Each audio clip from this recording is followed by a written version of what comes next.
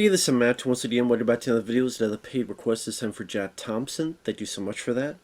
And for those interested in requesting any type of videos or topics, tier lists, whatever it may be, feel free to send it either directly to my PayPal or join my Patreon. Both links are down below in the info box. And this is for the film Love is a Many Stupid Thing from 2004. And I didn't know what this was, but he explained it kind of like it's a parody, kind of an Asian version of Hot Shots or Airplane, things of that nature. And I just see what I mean, because I guess the main parody is of the film Infernal Affairs, which was the inspiration for The Departed. Now, granted, I've never seen Infernal Affairs, so there's probably a lot of jokes I didn't get. And I would assume that if you see Infernal Affairs, you would understand this movie a lot more. Because there were times that, yeah, I've seen The Departed, but for I understand, it's still different from Infernal Affairs. And that,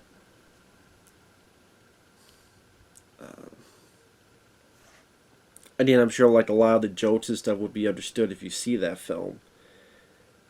So the plot at times like got confusing. I'm like, where's this going? And sometimes a bit hard to follow along.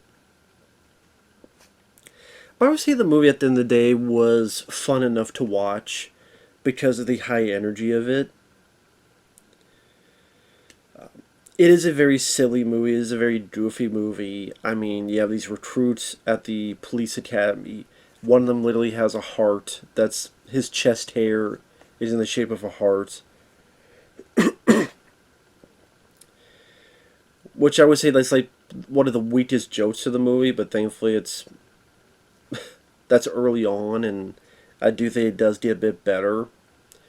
So instead of one person being sent undercover, it's three people being sent undercover into the criminal group, and like two of them are crying about it, and we don't want to do this. Well, if you do, there's the hot girls over there, so they get excited, and the three are out of the police academy. They've been kicked out, but now they're criminals, and they're with these three hot girls. They're not happy, and they're psyching out the academy cadets.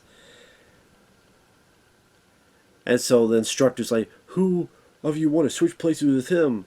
And then one guy just randomly hits another guy.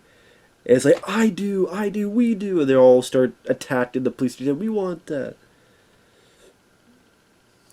And they'll like have tears because they want to be those guys. We want those girls.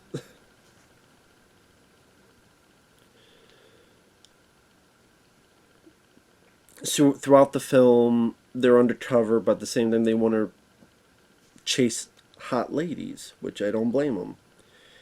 At one point, they wreck this place and get the people pissed, and then at one point, that's where it just goes topsy turvy. It's kind of hard to follow along. Kind of just a series of events that just happen. And so, like, they're pretending to be these paper figurines, and one guy's trying to light something. They keep blowing out his lighter, or they blowing out his matches.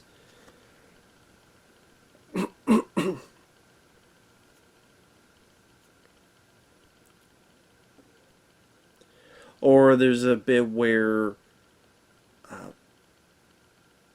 of like what we see in The Departed, I think the scene where Matt Damon, who is a cop, he's working undercover with the bad guys, he's talking with someone, don't give him the phone.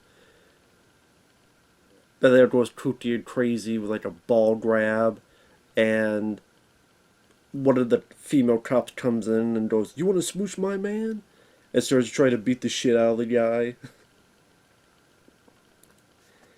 Like I said, and there's some actors I think that are from Infernal Affairs or playing like a version of their characters. So like I said, I think if you saw that film, you would get a bit more out of this. Like I said, this is one of those movies that I got some chuckles out of just by the zany goofiness of it, and the actors do seem committed to that and not sleepwalking through it. So the energy was a little bit infectious because of that. So our three leads start working for this gangster Sam, played by Eric Sane, which I think he was in Infernal Affairs. I know I've seen him in a few other films as well. And so at the salon, they're pretending to be women, and they're pretending to be masseuse folks.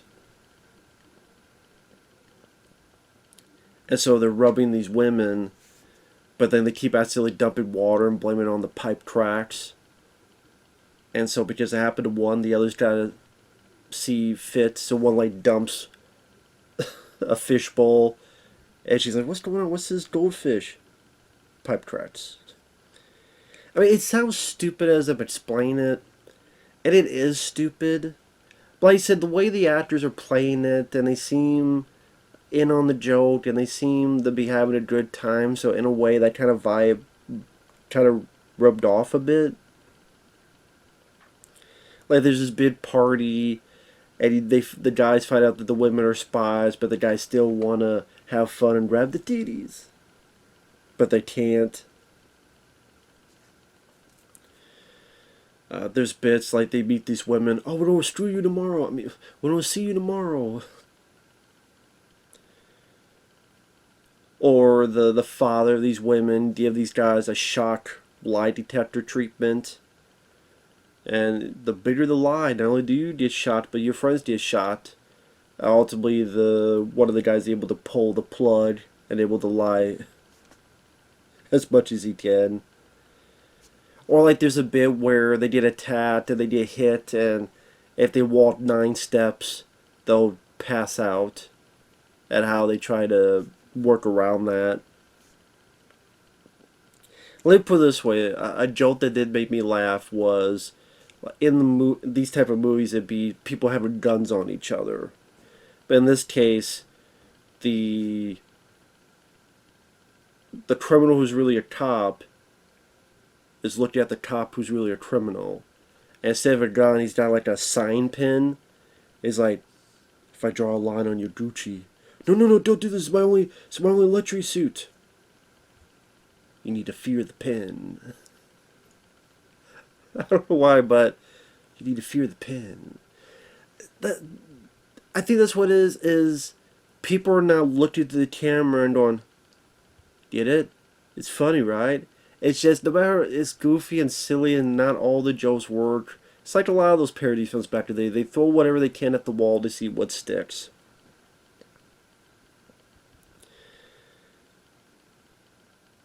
Oh, another one of my favorite bits is the gangster who's not as bad as people think he is. You know, he's being angry and upset, and these kids are scared, and on his face is a 3, as in category 3, which that's the rating system over there. Like category 3 is like the hardcore rape, violence, those type of hardcore movies. And so him being angry face is like a 3 on it, like category 3. And then he kind of rubs it and turns to category 1. So he's much nicer and he's talking to the kids. It'd be like here, I don't know, X-rated and rub it and it becomes PG. The way it was done, it was unexpected. I thought, okay, that was rather cute and rather funny. And I thought that the 3 leads, like I said, they had nice chemistry with each other. Like I said, a lot of times there's some silly, goofy stuff. Not all the jokes work. Some people might be a bit tiresome by... It's not a long film. It's like 90 minutes long or so. But yeah, because the plot is kind of not the most important part. I do say for a lot of parodies, it's not the most important part. Maybe people be a bit uneasy with the pacing, kind of. Maybe this will work better as a skit or work better as a shorter film or a short film in general.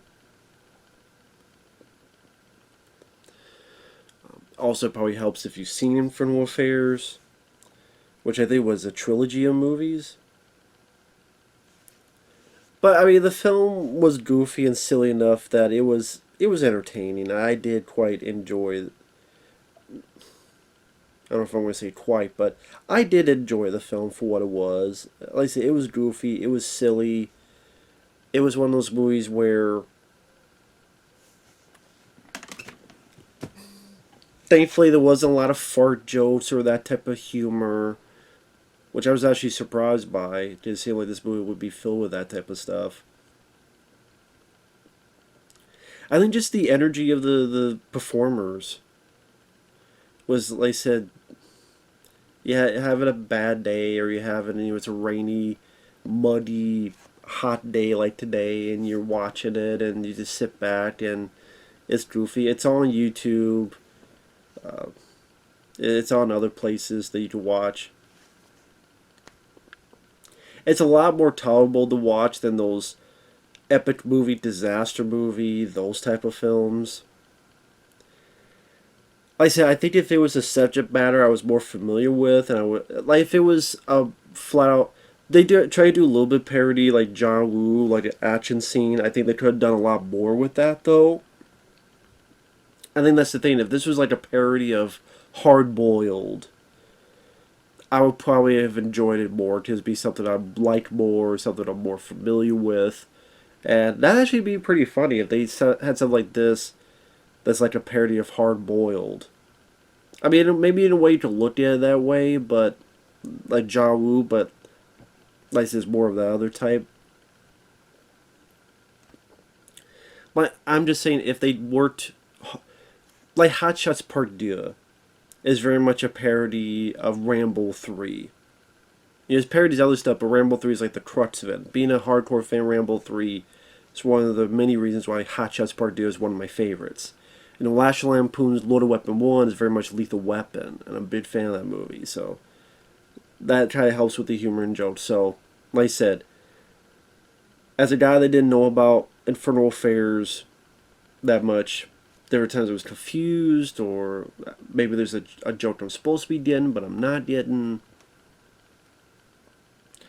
But its silliness and its goofiness and the commitment of the actors made it a fun enough time where, I'm busy doing stuff, I'm going back, that kind of reaction. And it was still a fun enough time.